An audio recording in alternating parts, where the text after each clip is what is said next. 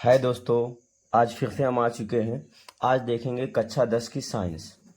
आज हम देखेंगे कक्षा 10 की साइंस का, जिसका ऑब्जेक्टिव क्वेश्चन देखेंगे। इसमें हमने 10 क्वेश्चन ऑब्जेक्टिव उठाया है। नेक्स्ट वीडियो में इसके बड़े क्वेश्चन को उठाने की कोशिश करेंगे। आज हम देखेंगे सिर्फ ऑब्जेक्टिव क्वेश्चन। मात्र 10 क्वेश्चन है जो बहुत इंपॉर्टेंट है आपके बोर्ड परीक्षा के दृष्टि से। बहुत इंपॉर्टेंट टॉपिक है। आज इसमें हम देखने को एक एक क्वेश्चन देखते हैं, उसको समझाते रहते हैं, देखते हैं क्या कह रहा है। यहाँ पहला क्वेश्चन कहा गया है, मानव नेत्र में रेटिना पर बना प्रतिबिंब, यानी मानव का जो नेत्र होता है, जो मानव नेत्र हमने पढ़ाया है, ये मानव नेत्र आपका इस तरह हो गया, ये कार्निया, ये लेंस हो गया। इसमें जो प्रकाश की किरणें जब जाती हैं, जब जाके रेटिना पे टकराती हैं, तो यहाँ पे जो प्रतिबिंब, ये रेटिना बिंदु आपका होता है, यह रेटिना इसे हम कहते हैं।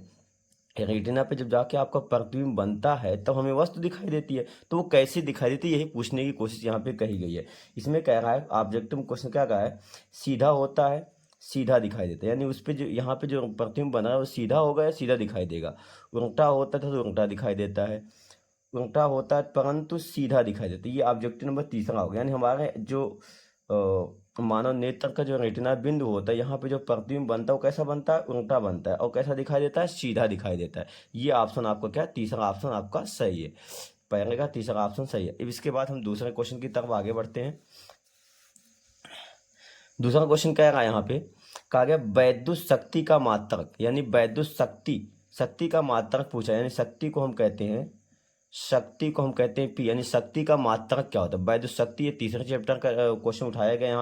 यहाँ से कहा गया वैद्युत शक्ति का मात्रक क्या होता है। वैद्युत शक्ति का मात्रक आपका दिया है, वोल्ट दिया, एम्पियर दिया, ओम दिया है, वाट दिया है। तो वोल्ट विभवांतर का मात्रक होता है, एम्पियर धारा का मात्रक होता है, ओम जो होता है प्रतिरोध का मात्रक होता है। तो बचा क्या, वाट। वाट क्या है, शक्ति का मात्रक। यानी हम दूसरे का कौन सा ऑप्शन सही, चौथा ऑप्शन सही है। ये क्या कहा गया, वैद्युत शक्ति का मात्रक। तो वैद्युत शक्ति का मात्रक क्या होता है, वाट होता है ना। अब इसके आगे बढ़ते हैं, तीसरे क्वेश्चन की तरफ बढ़ते हैं। तीसरा क्वेश्चन क्या कहा गया यहाँ पे, तीसरा क्वेश्चन कहा गया है आनंद पे रखी वस्तु, आनंद पे रखी वस्तु का उत्तर लेंस द्वारा प्रतिबिंब कहाँ बनेगा। यानी आनंद पे कोई वस्तु रखी, उत्तर लेंस की बात कर रहा है, उत्तर लेंस की बात करें। ये आपका हो गया उत्तर लेंस, हमने बना दिया यहाँ पे उत्तर लेंस। तो उत्तर लेंस का ये हो गया मुख्य, यहाँ पे होता है प्रकाशिक केंद्र। यानी आनंद, ये किरणें जो आ रही है आनंद से आ रही है, आनंद पे वस्तु रखी है। वस्तु कहाँ पे है, वस्तु है आनंद पर। कहाँ पे है आपकी वस्तु, आनंद पे। तो आनंद पे रखी वस्तु का प्रतिबिंब कहाँ बनेगा, तो हमको पता है मुख्य कक्ष के समांतर जाने वाली प्रकाश की किरणें लेंस से अपवर्तन के पश्चात मुख्य फोकस से होके जाती है। किससे होके जाती है, यहाँ पे फोकस बिंदु होता है, वहां से होके जाती है। किससे होके जाती है, फोकस बिंदु। तो यहाँ पे कहा गया वक्रता केंद्र, दर्पण का ध्रुव, आनंद पर, फोकस बिंदु पर। तो कहाँ पे प्रतिबिंब बनेगा, फोकस बिंदु पे बनेगा। कहाँ पे बनेगा, यानी प्रतिबिंब जो आनंद पे वस्तु रखी जाएगी उत्तर लेंस द्वारा, तो प्रतिबिंब कहाँ बनेगा, फोकस बिंदु पे बनता है। कहाँ पे बनता है, ना तो वक्रता केंद्र पे बनेगा, ना ध्रुव पे बनेगा, ना आनंद पे, ये बनेगा। इसका भी ऑप्शन चौथा सही है। चौथे के बाद तीसरा क्वेश्चन यहाँ समाप्त होता है। तीसरे क्वेश्चन के बाद चौथे क्वेश्चन पे जाते हैं। चौथा क्वेश्चन जो कि बहुत इंपॉर्टेंट क्वेश्चन है, बच्चे इसमें काफ़ी कंफ्यूज होते हैं। चौथे क्वेश्चन में बच्चे कंफ्यूज होते हैं। इस क्वेश्चन को ध्यान से आप देखेंगे।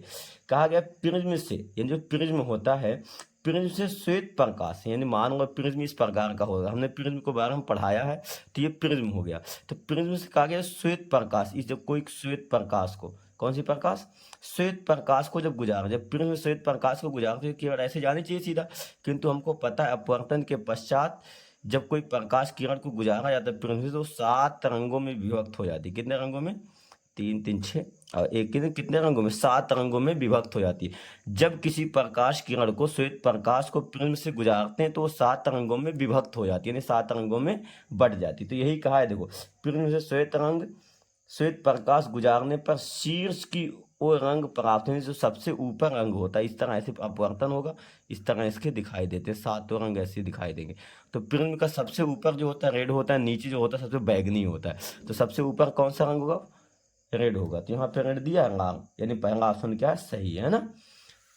अब क्वेश्चन इसी में अगर पूछेंगे प्रिज्म से सबसे नीचे कौन सा होगा, तो सबसे नीचे कौन सा होगा, बैगनी होगा। कौन सा नीचे होता है, सबसे नीचे कौन सा होता है आपका, सबसे नीचे जो होता है ये बैगनी होता है ना।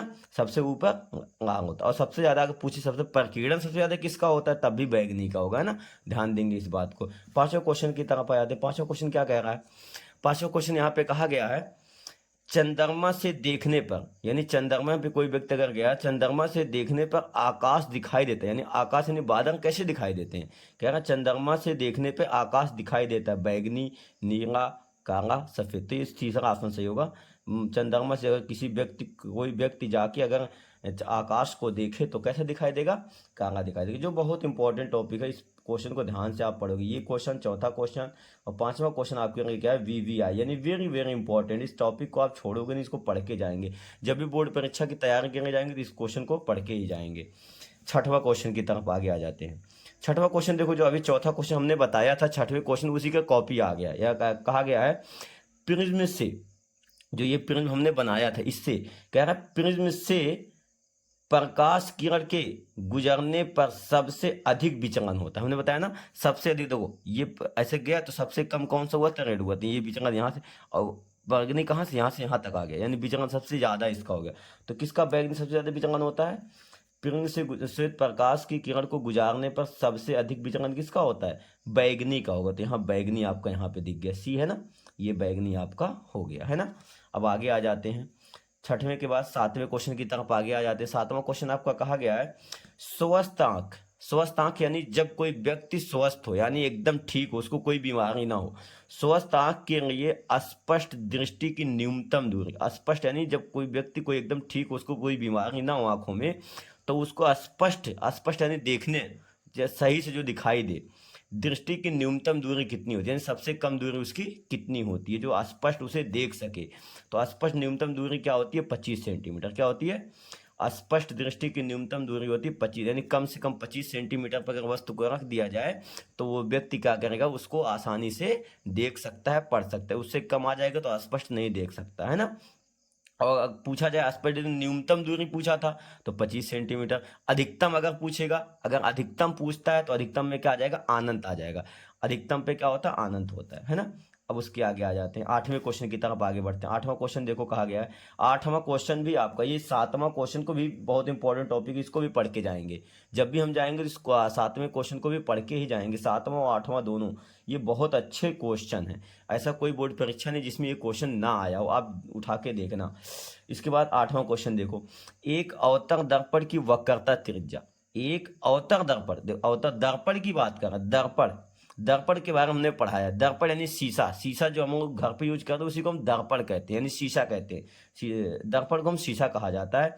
तो उसकी वक्रता त्रिज्या, तो ध्यान देना, अवतल दर्पण की बात कर रहा है ना। अवतल दर्पण में सभी क्या होती है, माइनस, सभी दूरियां क्या होती है, माइनस में होती है, ऋणात्मक में होती हैं। तो क्या कहा है, अवतल दर्पण की वक्रता त्रिज्या, वक्रता त्रिज्या कितना दे दिया, 20 सेंटीमीटर। वक्रता त्रिज्या को हम कहते हैं आर, यानी आर बराबर दे दिया 20 सेंटीमीटर। कितना दे दिया, 20 सेंटीमीटर है ना। उसके बाद कहा इसकी फोकस दूरी कितनी होगी, तो हमको पता है, हमने सूत्र बताया था, यह बराबर सूत्र होता है R/2। यह बराबर क्या होता है, R/2, यानी वक्रता त्रिज्या की आधी दूरी को क्या कहते हैं, फोकस दूरी। यहाँ से इसकी परिभाषा भी पूछता है, इसकी परिभाषा भी, अगर फोकस दूरी की परिभाषा पूछेगा तो आप कह सकते हो वक्रता त्रिज्या की आधी दूरी को क्या कहते हैं, फोकस दूरी कहते हैं। तो इसका मान देखते हैं कैसे आएगा। यह बराबर, यहाँ आर, आर का मान कितना दिया है, 20 दिया, तो यहाँ 20 रख दो, बटे कितना 2, बटे कितना 2।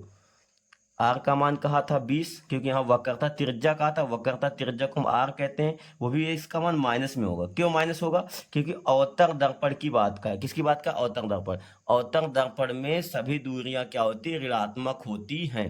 तो यहाँ आर का मान माइनस आएगा, तो यहाँ -20 उठाएंगे, 2 से 20 को काटेंगे, 2 दहाइयम 20, 2 दहाइयम 20, यानी यह बराबर कितना आ गया, -10।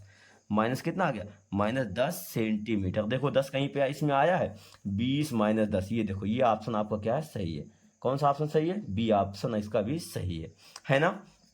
अब इसके बाद आ जाते हैं, इसके बाद 9वें क्वेश्चन की तरफ आ जाते हैं।